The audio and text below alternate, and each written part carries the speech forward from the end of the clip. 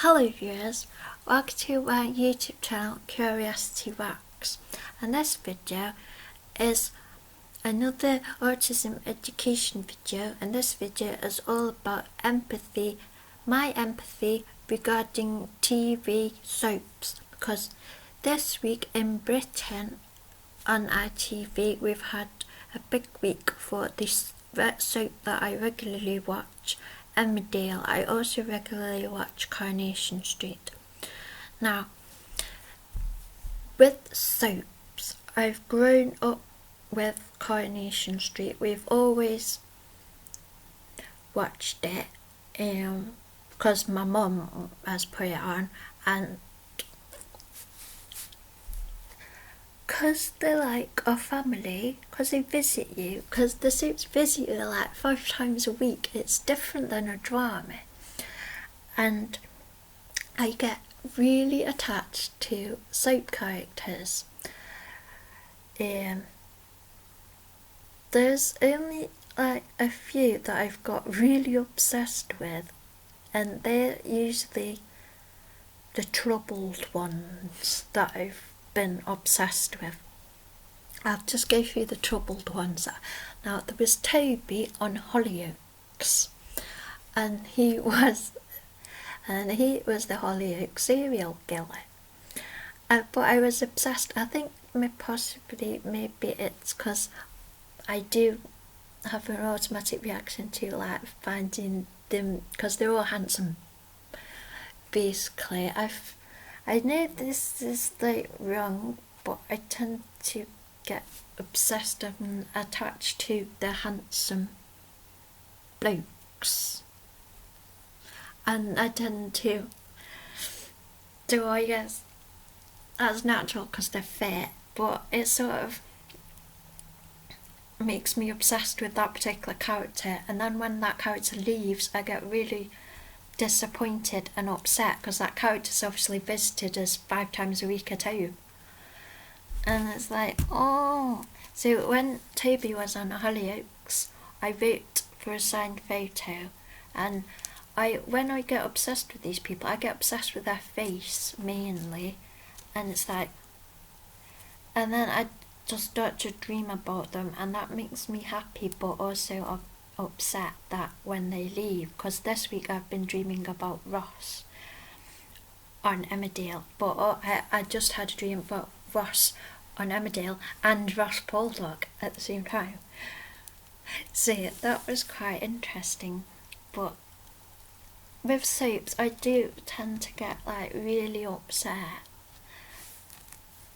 and my emotions, as I said on my empathy video, go on full brightness, and I can get like incredibly angry and start like punching my hand and just getting incredibly tense over certain characters, and then when say that character gets their comeuppance, to go yes and get really involved and really excited about it and just het up about it.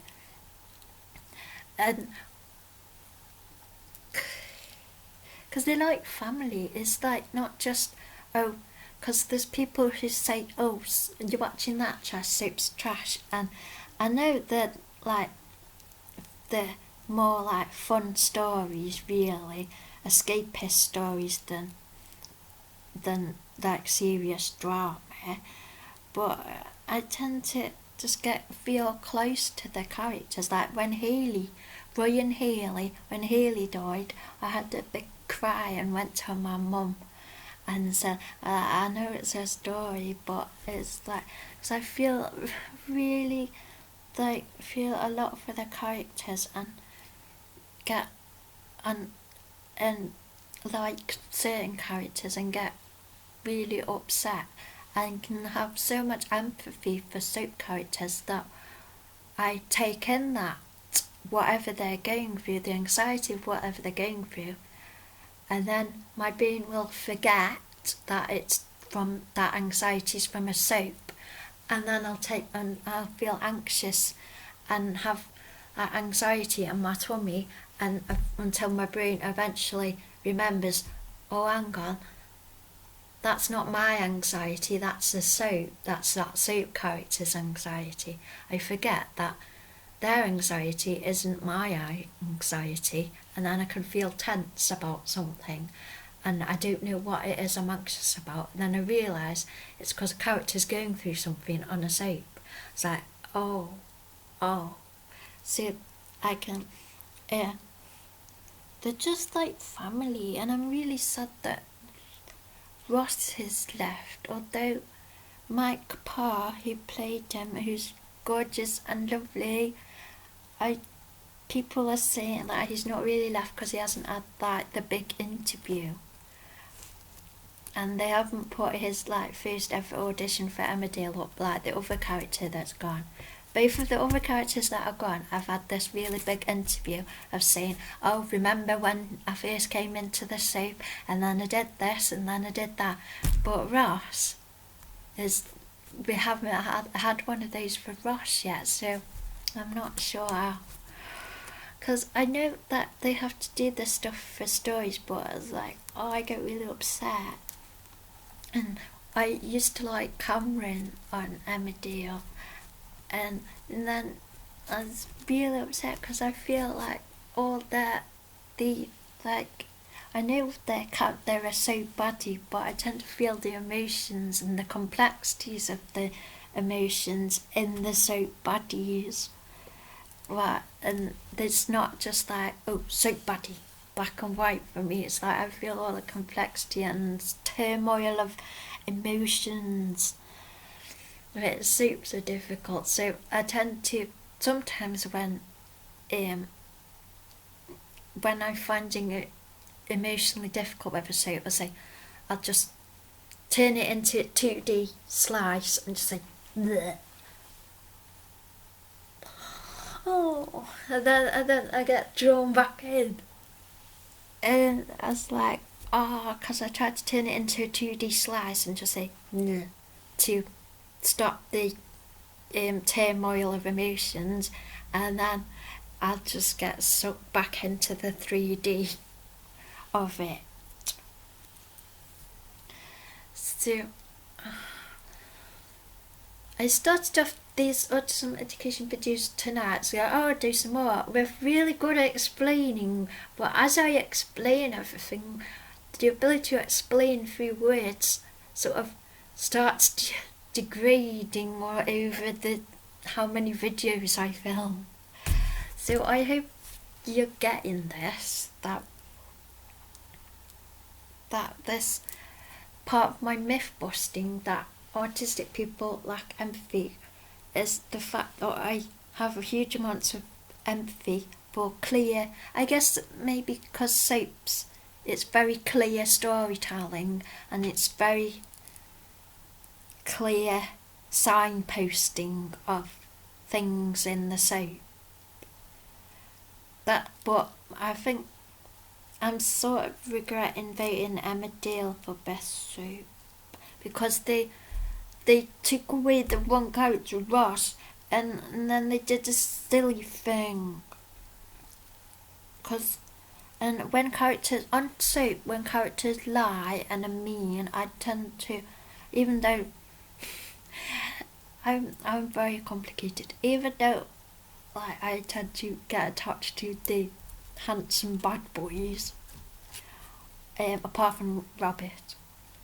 When characters lie and are mean, like Val, I don't like them because they're lying and being horrible. It's just simple as that. So I wasn't really affected by Val's stuff. It was, I don't think because they did a bit where he was sort of hallucinating her, and I just, no, because I thought they already did an iconic scene. I thought they ruined it then, because well, I guess if I don't like a character or I don't feel an attachment to a character, I'll be like, it's like, but when I do like a character, it's like, oh. And then I didn't really like Eric Pollard, because the thing about Eric Pollard that annoyed me was when he got really angry like he's still in it, but when he gets really angry about stuff, is that he starts turning purple. He's like, no.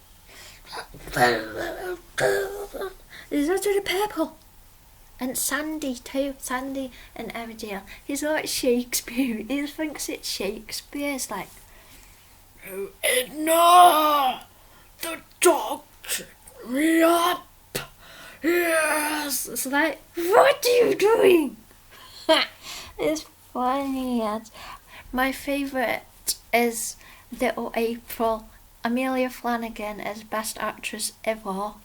She's only about, how old is she now? She's only about 6. She just acts everybody else off the screen completely. She's just amazing. And I don't know. And I love Corrie. I loved him on Corrie. I loved him. Maybe I should come back to do this topic. Maybe, or maybe you could fire names of characters at me and ask me to say what I think of that character. Like, because I love Corrie, it's my favourite, because Corrie makes me happy because it's always comedy. There's always comedy in it, and it's always a lot more like light-hearted than the other soaps, because whatever is going on in it, there's always a nice, a large chunk of comedy in the show, because so it's soapy, I guess. So that's my favourite. EastEnders is really depressing. It's just loads of people shouting, and that puts me off. And I know EastEnders fans will probably say, no, it's not loads of people shouting, but it's just people, the level of horrible people to nice people and horrible things to nice things on EastEnders I don't like EastEnders. I like Corrie because it's funny. And I get really upset when people are mean about certain characters, where I've spotted the emotional chink in an armour of a character, or the emotional complexity in a character, and somebody just sees the surface of them and slags them off. I feel really angry about it, and I get really upset. I can be, I get the TV shows that I get most invested in are Doctor Who and soaps. It's where I can have my extreme emotions come out with Doctor Who and soaps, because I just fall in love or hate with the characters and get so about them. And I miss Ross, because I can't believe they did that with Ross. And I was really sad, because that's Moses' daddy. It's like, Pete, how could you do that to Moses' daddy? He's like a beat. And if I was ran Emmerdale, I would bring back Cameron. Actually, I would bring back Cameron's nice twin brother. And if Ross is really gone, I'd bring back Ross's long lost twin brother too. Because I love them, and Dominic Power needs to come back to Twitter, because I miss him. Because if they're on Twitter, because obviously in the olden days when somebody left a soap, that was it really. There wasn't really much any communication from them other than after you seeing them in the soap. But now there's Twitter, it feels it's a lot easier to cope with, because that specific actor is on Twitter, so you still get to hear from them. But Dominic Powers left Twitter, And you'll miss him, because if they're on Twitter, and if you still hear from the actor, like, I love Twitter, because that's why I love Twitter, because you get to see, like, people you used to like from afar when in the 80s when I was a kid. All you could do was put posters on the wall. But now there's Twitter, you can actually be close to them and enjoy their day-to-day life with them. And then when the character that they've played has left something, it's not like you're not like they've left you on your own, because you can still be with them. So I tend to get obsessed with the actor a little bit after a character's left. So it would be interesting to, I guess it'd be interesting to see what the story is after, but I wish they'd bring Cameron's twin brother back, because I'm not really interested in any of the other characters now.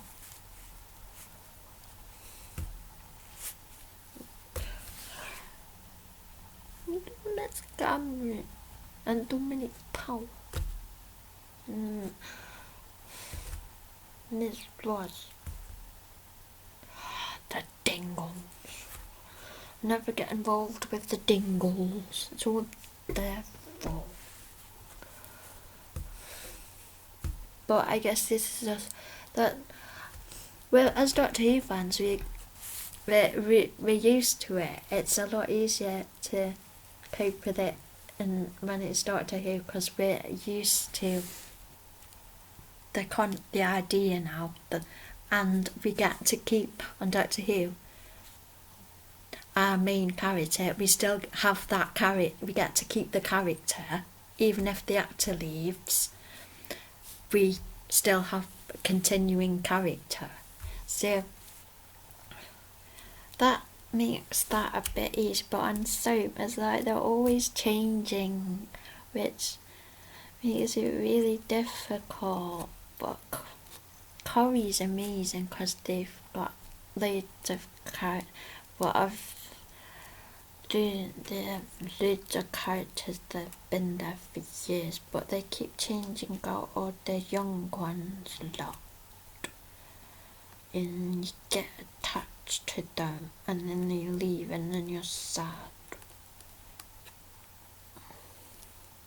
and then you think up stories of how you just keep them.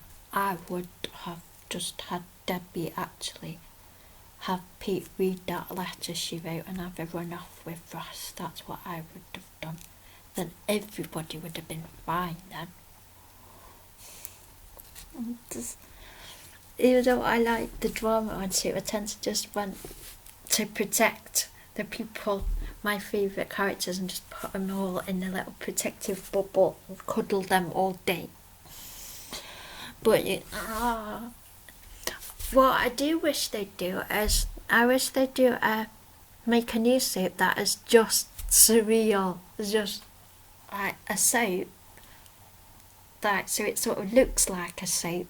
Not, I know I have seen that American one called Soap. That was good. That was a good show. That, but they should do one in Britain, and it should just look like a normal soap, but anything can happen in it. Like there's the most incredibly surreal stuff ever, but it's still like formatted like a soap, but where you can just have the most surreal stuff ever and just go wild with it. They should have one of those, proper British one, because that would be fun then. Or they could have a soap where people on Twitter like take over the soap. A different person on Twitter takes over the soap each week. That would be amazing, because the next person, the Twitter person, the person doing one week can set stories up, but then the person doing the next week can switch stories around and try them out. Maybe it'd be better per month, maybe, and then each person could just twist the story back to what they want. That would be amazing. So I guess this turned into more of an Emmerdale rant video. I just wanted to get out this point about empathy and how all-encompassing it can be when it's like, for me, when it's like fiction, especially fiction especially stories like especially TV shows like Suits, where they're like a family institution and you watch them about 5 days a week. How emotional I can be about them and how they're all like family. But the one that's most like family is Corrie. So I hope you have enjoyed this video and found it very educative. If you have any more questions about it or any more questions about autism in general, please leave them in the comment section. Thank you for watching. Yay!